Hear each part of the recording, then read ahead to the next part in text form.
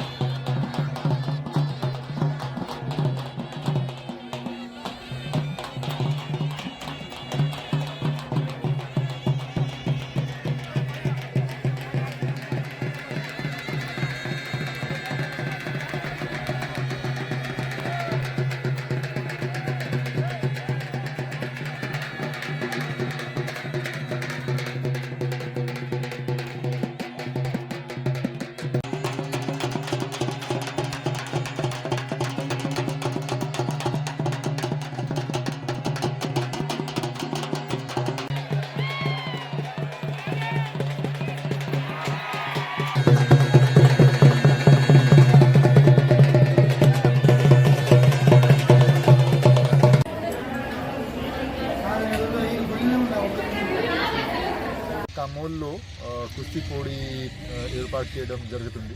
దీంట్లో మన ఎస్ఐ గారు డబ్ల్యూఎస్ఐ గారు ఇద్దరు ఇక్కడ బందోబస్తు చూస్తున్నాము.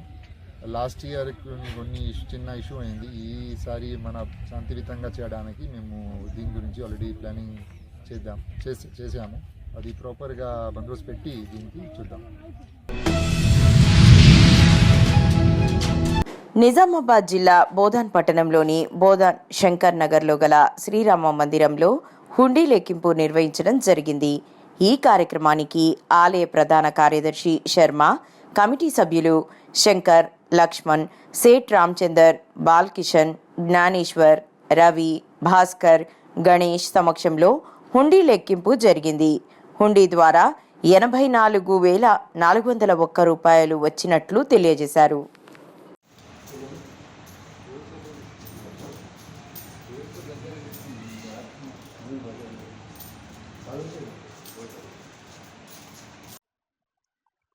ఈ సంవత్సరం శ్రీరామనవమి వేడుకలు రామాలయం బోధనలో చాలా ఘనంగా జరిగాయి. నిన్న 6వ తారీఖు శ్రీరామనవమి ఉత్సవం వేడుకలు మరియు 7వ తారీఖు ఏమో పట్టాభిషేక మహోత్సవాలు జరిగాయి. ఇవి చాలా కన్నుల పండుగగా జరగడం జరిగింది. ఈ సంవత్సరం ఎప్పుడు రానంత మంది జనం కూడా భక్తులు చాలామంది రావడం జరిగింది. మరి వారికి కూడా మా ఆలయ కమిటీ తరఫున మేము ఒక రోజు పులిహోర ప్రసాదం, తర్వాత ఒక 400 మందికి భోజనాలు, ఇవాళ రోజున దాదాపుగా 3,000 మందికి భోజనాలు మనం ఏర్పాటు చేయడం జరిగింది. అందరికీ కూడా భక్తులందరికీ కూడా మంచినీళ్ళు, ఇతర సదుపాయాలన్నీ చక్కగా ఏర్పాటు చేయడం జరిగింది. అదే కాకుండా ఈ సంవత్సరం మేము మా కమిటీ సభ్యుల కృషితోటి మేము కొంత బయట చందాలు కానివ్వండి, తర్వాత డొనేషన్స్, స్టేజ్ కలెక్షన్ కానివ్వండి, హుండీ ఆదాయం కానీ ఏదైనప్పటికీ కూడా దాదాపుగా 4 లక్షల ఆదాయం సమకూరడం జరిగింది. దీంట్లో ఖర్చులు కూడా అదే రకంగా ఉన్నాయి. అది ఎంత మిగులుతుందనేది ఇంకా ఖచ్చితంగా లెక్కలేదు. ఎందుకంటే కొంత దాదాపుగా 1,50,000 2 లక్షల మధ్యలో మిగలాలని అనుకుంటున్నాం. దాదాపుగా మిగలొచ్చు. కాబట్టి ఇలా ఈ యొక్క కార్యక్రమంలో మిగులు డబ్బు ఏదైతే ఉందో ఆలయ అభివృద్ధి కార్యక్రమాలకే ఖర్చు చేయబడుతుంది. కాబట్టి ఈ విషయాన్ని మీ అందరికీ తెలియజేయడం వచ్చిందా పెద్ద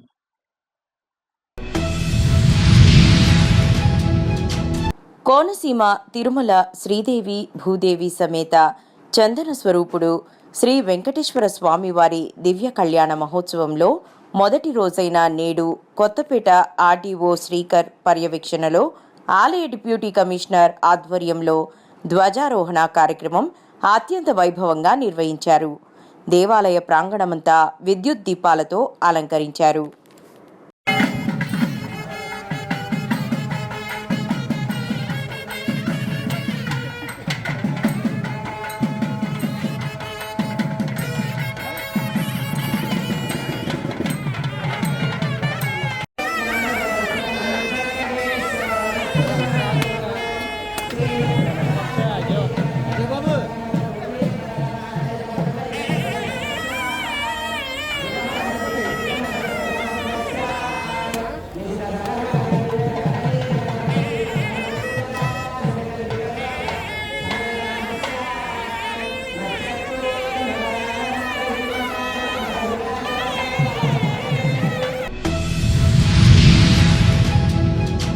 నిర్మల్ జిల్లా కేంద్రంలోని ఆర్ఎండ్బి యందు తుడుందెబ్బ రాష్ట్ర మహాసభలకు సంబంధించిన కరపత్రాలను విడుదల చేసిన ఆదివాసీ హక్కుల పోరాట సమితి తుడుందెబ్బ రాష్ట్ర కో కన్వీనర్ గోడం గణేష్ ఆదివాసీ హక్కుల పోరాట సమితి తుడుందెబ్బ రాష్ట్ర మహాసభలను ఈ నెల ఏప్రిల్ 12, 13, 14 తేదీలలో కొమ్రం భీం ఆసిఫాబాద్ జిల్లా కెరమేరి మండలం కొమ్రం భీం యుద్ధభూమి జోడేఘాట్లో నిర్వహించడం జరుగుతుందని అన్నారు. ఆదివాసీ హక్కుల పోరాట సమితి తుడుందెబ్బ రాష్ట్ర కమిటీ మహాసభలను ఈ నెల 12, 13 తారీఖులో కొమ్రం భీం జిల్లా ఎరేమేరి మండలం జోడేఘాట్లో నిర్వహించడం జరుగుతున్నది. కాబట్టి దీనికి తెలంగాణ రాష్ట్రంలో ఉన్నటువంటి అన్ని తుడుందెబ్బ మండల కమిటీలు, డివిజన్ కమిటీలు, అదేవిధంగా జిల్లా కమిటీ, రాష్ట్ర కమిటీ హాజరు కావాలని చెప్పేసి విజ్ఞప్తి చేయడం జరుగుతున్నది. దీనికి ముఖ్య అతిథులుగా professor Kodandaram sir, professor Haragopal గారు, ప్రొఫెసర్ కాసిం గారిని కూడా ముఖ్య అతిథులుగా రావడం జరుగుతున్నది. తుడుందెబ్బ యొక్క ఉద్యమ కార్యాచరణతో పాటు ఆదివాసీ చట్టాలు, హక్కులు, జీవుల గురించి కూడా ప్రసంగాలు ఉంటాయి. కాబట్టి తప్పకుండా 12, 13, 14 తారీఖున జరిగే తుడుందెబ్బ రాష్ట్ర మహాసభలకు తెలంగాణ రాష్ట్రంలోని మేధావులు, ప్రజలు, ప్రజాస్వామికవాదులు, విద్యార్థులు అందరూ కూడా అధిక సంఖ్యలో తరలి వచ్చి ఆదివాసీ హక్కుల పోరాట సమితి తుడుందెబ్బ రాష్ట్ర మహాసభలను విజయవంతం చేయాలని చెప్పేసి ఆదివాసీ హక్కుల పోరాట సమితి తుడుందెబ్బ రాష్ట్ర కమిటీ తరఫున మేము విజ్ఞప్తి చేయడం జరుగుతున్నాం.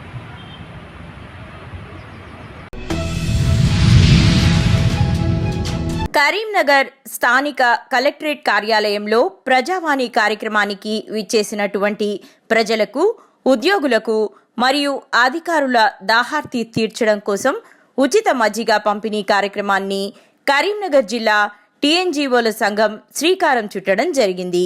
ఈ కార్యక్రమానికి ముఖ్య అతిథిగా హాజరైన జిల్లా కలెక్టర్ పమేలా సత్పత్తి ఉచిత మజ్జిగ పంపిణీ కేంద్రాన్ని ప్రారంభించడం జరిగింది. ఈ సందర్భంగా జిల్లా కలెక్టర్ మాట్లాడుతూ టీఎన్జీఓల సంఘం నాయకులు చేస్తున్నటువంటి సేవా కార్యక్రమాలు చాలా అభినందనీయమని కొనియాడారు.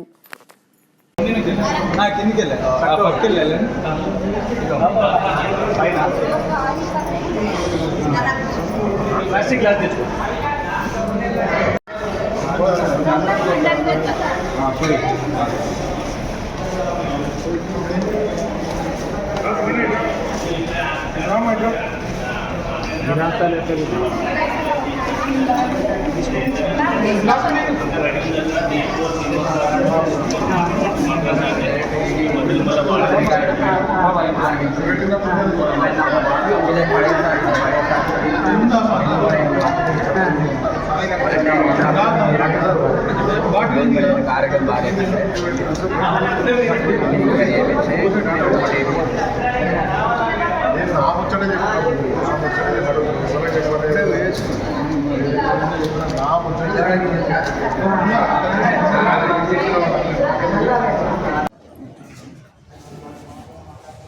వేసవి కాలం సందర్భంగా మండుతున్న ఎండలకు ప్రజల గొంతులు తడియారిపోతున్న సందర్భంలో ప్రతి సోమవారం ప్రజావానికి సుదూర ప్రాంతాల నుంచి వస్తున్న పేద ప్రజల దాహార్తిని తీర్చడం కోసం ఈరోజు టీఎన్జిఓస్ ఆధ్వర్యంలో మజ్జిగ పంపిణీ కార్యక్రమం ఏర్పాటు చేయడం జరిగింది.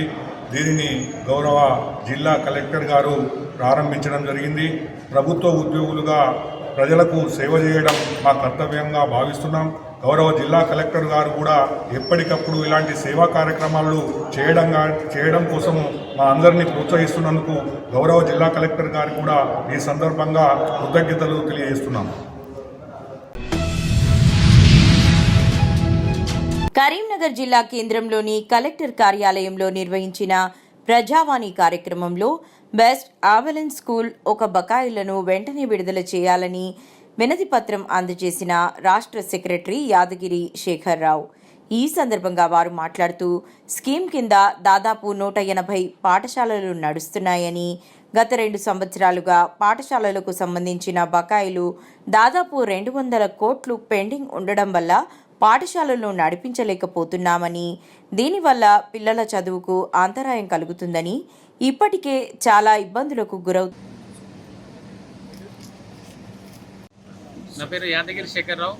బెస్ట్ అవైలబుల్ స్కూల్స్ అంటే బ్రైట్ బాయ్ స్కీమ్ కింద రాష్ట్ర సెక్రటరీ. ముఖ్యంగా ఈరోజు రాష్ట్రం అంతా దాదాపు 180 పాఠశాలలు ఈ స్కీమ్ కింద నడుస్తూ ఉన్నాయి. మరి ఈ సందర్భంగా గత 2 సంవత్సరాల నుంచి ప్రభుత్వాలు మారినాక మా పాఠశాలకు సంబంధించిన ఏదైతే బకాయిలు ఉన్నాయో ఫీ రీయింబర్స్మెంట్ ఏదైతే ఫీజు ఉందో ఆ ఫీజు రాకపోవడం చాలా విడ్డూరంగా భావిస్తూ ఉన్నాం. ఇది సపరేట్ పద్దు. యాక్చువల్గా రీయింబర్స్మెంట్ వేరు, ఇది వేరు. ఇది కేవలం ఎందుకంటే హాస్టల్స్ నడుపుతూ ఉన్నాం. ఇందులో పిల్లల అందరికీ కూడా సమకూర్చాల్సిన బాధ్యత ఉంటుంది. తిండి ఉంటుంది, డ్రెస్సెస్ ఉంటాయి, టెక్స్ట్ బుక్స్, నోట్ బుక్స్, అలాగే టై, బెల్ట్, బ్యాడ్జ్, షూ ఇవన్నీ కూడా సమకూరుస్తూ అకామిడేషన్ ఇస్తూ ఐఐటి ఎడ్యుకేషన్ ఇస్తూ జేఈ నీట్ వాళ్ళకి కావాల్సిన అంతా కూడా చక్కని విద్యను అందిస్తున్నాయి. బడ్జెట్ స్కూల్స్, కార్పొరేట్ స్కూల్స్ కాదు ఇవి. మరి ఇలాంటి పాఠశాలకు సంబంధించిన కోట్ల రూపాయలు 100 కోట్లు అంటే గత సంవత్సరం 100 కోట్లు, ఈ సంవత్సరం దాదాపు 200 కోట్లు పెండింగ్ ఉండడం వల్ల పాఠశాలను నడిపించలేకపోతున్నాం. ముఖ్యంగా ఈ స్కీమ్ కింద 25,000 మంది రాష్ట్రమంతా ఉన్నారు. ఇది ముఖ్యంగా హరిజన గిరిజన విద్యార్థులు. వాళ్ళు కూడా ఎవరు అంటే అందరు కాదు, ఎంప్లాయీస్ పిల్లలు కాదు, ఒక రైతు కూలి, వ్యవసాయ కూలికి సంబంధించింది, బిలో పావర్టీ లైన్, ముఖ్యంగా మొదటి తరం పిల్లలు. మరి ఇట్లాంటి పిల్లలను ఇబ్బంది పెట్టడం, వాళ్ళ చదువులకు అంతరాయం కలిగించడం, వాళ్ళ చదువులను నిర్వీర్యం చేయడం ప్రభుత్వం యొక్క లక్ష్యం కాదు ఇది. మరి ఎన్నో సంవత్సరాల నుంచి 30 ఏళ్ళ నుంచి నడుస్తున్నటువంటి విద్యా సంస్థలు ఒకవేళ నిధులు రాకపోతే ఎలా నడుస్తారండి? ఎలా పాఠశాలలో తిండి పెడతారు? ఎలా టీచర్ల జీతాలు ఇస్తారు? ఎలా ప్రాపర్టీ ట్యాక్స్ కడతారు? ఎలా బ్యాంక్ ఇన్స్టాల్మెంట్స్ కడతారు? ఇవన్నీ వెళ్ళాలి అంటే వనరులు, ఖచ్చితంగా డబ్బు అవసరం. మరి ఈ పాఠశాలల కింద మళ్ళీ వేరే విద్యార్థులు ఉండట్లేదు. కేవలం వీళ్ళకి సంబంధించిన వాళ్ళే చదవడం వల్ల, ఫీజులు రాకపోవడం వల్ల ఇలా 2 సంవత్సరాల నుంచి చాలా ఇబ్బంది పడుతున్నాం, మానసిక క్షోభకు గురవుతున్నాం. ప్రభుత్వం ఇప్పటికైనా ముఖ్యమంత్రి గారు కానీ, దీనికి సంబంధించిన ఫినాన్స్ మినిస్టర్ కానీ, ఫినాన్స్ డిపార్ట్మెంట్ కానీ ఇలా ఏదైతే మా టోకెన్స్ ఉన్నాయో అవన్నిటి తక్షణమే రిలీజ్ చేయాలి. తక్షణం రిలీజ్ చేస్తేనే బతుకుతాం. లేకపోతే మాకు బ్యాంక్ నోటీసులు ఇచ్చింది, ఫైనాన్స్ నోటీసులు ఇచ్చింది. ఇలా అనేక మంది దగ్గర అప్పులు తెచ్చినాం, బంగారం కుదబెట్టినాం, తల తాకట్టు పెట్టినాం, భూములు కుదబెట్టినాం, అంతటా అప్పులు తెచ్చినాం. మరి ఎలా మేము బ్రతకాలనా? పాఠశాల నడపాలనా? పిల్లలకు చదువును అందించాలనా లేదా? ఏం చేయమంటారు? అయిపోయింది ఆల్రెడీ 10 రోజులు పాఠశాలను క్లోజ్ చేస్తున్నాం. 10th పిల్లలు రాసి వెళ్ళిపోయారు, రేపు సర్టిఫికెట్లకు వస్తారు. మరి వాళ్ళ సర్టిఫికెట్లు ఎలా ఇవ్వమంటారు? ఎలా జరగాలి? ఎలా ముందుకెళ్ళాలి? మళ్ళీ మధ్య విద్యా సంస్థ స్టార్ట్ అవుతుంది. మళ్ళీ వాళ్ళు రాగానే డ్రెస్సులు ఇవ్వాలి, టెక్స్ట్ బుక్స్ ఇవ్వాలి, నోట్ బుక్స్ ఇవ్వాలి, వెజిటేబుల్స్ ఇవన్నీ కూడా ఖర్చు పెట్టాలి. కొంత పాఠశాల కూడా కలర్లు వేయాలి, అక్కడక్కడ మరమ్మతులు చేయాల్సిన బాధ్యత ఉంటుంది. మరి ఇవన్నీ కిచెలు ఇస్తాం. కాబట్టి దయచేసి ఇప్పటికైనా ప్రభుత్వం వెంటనే స్పందించి, అందుకే ప్రజావాణిలో ఇలా రాష్ట్రం అంతా కూడా ఇస్తూ ఉన్నాం. ముఖ్యంగా ఇలా రాష్ట్రానికి సంబంధించిన 150 కోట్లు తక్షణమే రిలీజ్ చేయాల్సిందిగా మొరబెట్టుకుంటున్నాం, విజ్ఞప్తి చేస్తున్నాం, అడుక్కుంటున్నాం. మరి ఏం చేస్తారు ప్రభుత్వం? ఇలా ఆలోచన చేయాల్సిన బాధ్యత మీకున్నది. ఎన్నో ఖర్చులు పెడుతున్నారు, ఎన్నో రకాలుగా అందరినీ కూడా తృప్తిపరుస్తున్నారు. మరి ఈ పాఠశాలను ఎందుకు తృప్తిపరచలేరు? వాళ్ళ విద్యను అందిస్తలేమా? తనిఖీలు చేయండి ఒకసారి. మంచిగా ఇంకా మంచిగా మెరుగుపరచండి విద్యను, అవకాశం, విద్యను సమూలమైన మార్పులు అంటున్నాం. మనం విద్యా కమిషన్ ఏర్పాటు చేసినాం. ఇలా విద్యలో ప్రక్షాళన చేద్దామంటున్నాం. మరి ఇవన్నింటినీ చేసినప్పుడు ఇంకా మంచిగా విద్యను అందించడం ప్రయత్నం చేయడం కోసం మీరు ఇంకా సపోర్ట్ చేయాలి. ఎందుకంటే దారిద్ర్యం బిలో పోవట్లేదు. మరి ఆ పిల్లల యొక్క అనాథలు ఉన్నారు, అలా చాలామంది తల్లిదండ్రులు లేని పిల్లలు ఉన్నారు, చాలామంది రైతు కూలీలు ఉన్నారు. మరి అట్లాంటి పిల్లలను మోసం చేయడం తప్పండి. Please don't cheat. ఎందుకంటే అట్లాంటి పిల్లలు మనం ఎప్పుడు కూడా ముందుకు తీసుకెళ్ళడానికే ప్రయత్నిస్తున్నాం. ఆ అనగారిన బతుకులను ఆ రకంగా చేయడం, విద్యను సరిగా అందించకపోతే దేశం దానికి అదే సర్వనాశనం అవుతుంది. తెలంగాణ రాష్ట్రం ముందుకెళ్ళాలంటే ఇట్లాంటి స్కీమ్స్ ఏదైతే ఉన్నాయో సపోర్ట్ చేయాల్సిన బాధ్యత ఉందని తెలియజేస్తూ విజ్ఞప్తి చేస్తూ ముఖ్యమంత్రి గారికి మొరపెట్టారు. Thank you. నేడు ప్రపంచ ఆరోగ్య దినోత్సవాన్ని పురస్కరించుకుని ఇండియన్ మెడికల్ అసోసియేషన్ మరియు ఫిజిషియన్స్ అసోసియేషన్ కరీంనగర్ వారి ఆధ్వర్యంలో గర్భిణీ స్త్రీల ఆరోగ్యం, నవజాత శిశువు ఆరోగ్యం మరియు నాన్ కమ్యూనికల్ డిసీజెస్ పైన అవగాహన సదస్సు మరియు వైద్యులు, వైద్య సిబ్బంది ద్వారా పేద ప్రజలకు అందుబాటులో ఉండేందుకు గవర్నమెంట్ హాస్పిటల్కు 41 యూనిట్ల బ్లడ్ డొనేషన్ క్యాంపు నిర్వహించారు.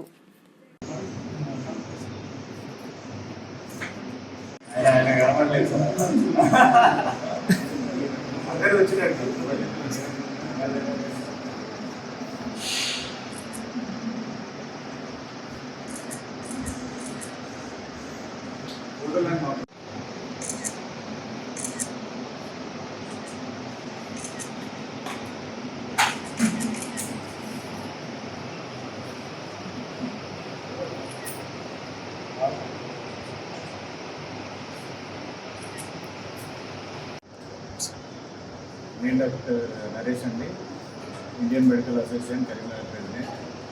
ఈరోజు అంతర్జాతీయ ఆరోగ్య దినోత్సవాన్ని పురస్కరించుకొని, అంటే ప్రతి సంవత్సరం ఏప్రిల్ 7వ తారీఖున WHO ఈ ప్రపంచ ఆరోగ్య దినోత్సవం నిర్వహిస్తుంది. ఈ సంవత్సరం healthy beginnings and hopeful futures, అంటే మంచిగా మొదలుపెట్టి, మంచి అలవాట్లతో మొదలుపెట్టి మంచి ఫ్యూచర్ని బిల్డప్ చేయాలనే ఉద్దేశంతో ఈ ఇయర్ థీమ్ తీసుకోవడం. ప్రతి సంవత్సరం ఒక ఇష్యూని తీసుకొని, ఒక టాపిక్ని తీసుకొని దానిలో ఏదైతే వెనుకబడి ఉన్నామో దాన్ని ఇంప్రూవ్ చేయడం కోసం ఆ సంవత్సరం ఫండ్స్ కానీ, డిస్ట్రిక్ట్ అడ్మినిస్ట్రేషన్ కానీ అంతా దాని మీదనే ఫోకస్ చేసి దాన్ని ఇంప్రూవ్ చేయాలనే ఉద్దేశంతో ప్రతి సంవత్సరం ఒక థీమ్ ఇస్తారు. ఈ సంవత్సరం అలా ఇచ్చారు. ఆ థీమ్ ఏంటంటే మదర్స్. అంటే మన ఏ ఇల్లు అయినా, ఏ సొసైటీ అయినా బాగుండాలంటే మదర్ చాలా హెల్తీగా ఉండాలి. తర్వాత మదర్ హెల్తీగా ఉన్నప్పుడు ఆమె పుట్టే పిల్లలు కూడా హెల్తీగా ఉంటారు. సో అందుకే ప్రెగ్నెంట్ ఉమెన్ తర్వాత ఇమ్మీడియట్గా పుట్టిన పిల్లలని కాన్సెప్ట్తో మన ప్రపంచంలో మెటర్నల్ మోర్టాలిటీ అని ఉంటుంది. అంటే ప్రెగ్నెంట్ అయిన మదర్స్ చనిపోవడం, అది తగ్గిస్తూ ఉంటే అప్పుడు మన సొసైటీలో మన హెల్త్ ఇండెక్స్ ఇంప్రూవ్ అయినట్టు మనకు ఒక ఇండికేషన్ ఉంటుంది. తర్వాత అలాగే ఇన్ఫాంట్ మోర్టాలిటీ రేట్ అని ఉంటుంది. అంటే పుట్టిన నవజాత శిశువులు చనిపోవడం, వాటిని కూడా తగ్గించాలి. ఇప్పుడు ప్రపంచంలో ఇందాక చెప్పారు, ప్రతి 1000 మందిలో 17 మంది మాత్రం చనిపోతున్నారు ఇమ్మీడియట్గా పుట్టిన పిల్లలు, రకరకాల కారణాలు. కానీ ఇండియాలో మాత్రం 40 మంది చనిపోతున్నారు. సో దాన్ని ఇప్పుడు 30కి తీసుకొచ్చారు. ఇంకా తగ్గించాలనే ఉద్దేశంతో WHO ఇన్స్ట్రక్షన్స్ ప్రకారం మన ఇండియా అండ్ మన ప్రభుత్వాలు కూడా పనిచేస్తున్నాయి. శ్రీరామనవమి సందర్భంగా బోరబండ మధురానగర్ పోలీస్ స్టేషన్ పరిధిలో శాంతియుత ర్యాలీలను నిర్వహించేందుకు ట్రాఫిక్ మరియు లా అండ్ ఆర్డర్ విభాగాల ఆధ్వర్యంలో ఏర్పాట్లు చేశారు. ఈ సందర్భంగా సికింద్రాబాద్ ఎంపీ శ్రీ జి కిషన్ రెడ్డి ర్యాలీలో పాల్గొన్నారు. ఈ వేడుకల్లో డీసీపీ విజయ్ కుమార్, అదనపు DCP Venkataramana, inspector Surender, detective inspector Saidulu, ACP Mohan Kumar, SI Sainath Reddy, SI Balraj తదితరులు తమ బృందాలతో కలిసి పాల్గొన్నారు. అదనంగా traffic DCP Rahul Hegde, SR Nagar traffic inspector Saidulu వారి సిబ్బంది ట్రాఫిక్ను సమర్థవంతంగా నియంత్రించారు. హైదరాబాద్ పోలీస్ శాఖ తరపున డీసీపీ విజయ్ కుమార్ ప్రజలకు శ్రీరామనవమి శుభాకాంక్షలు తెలిపారు.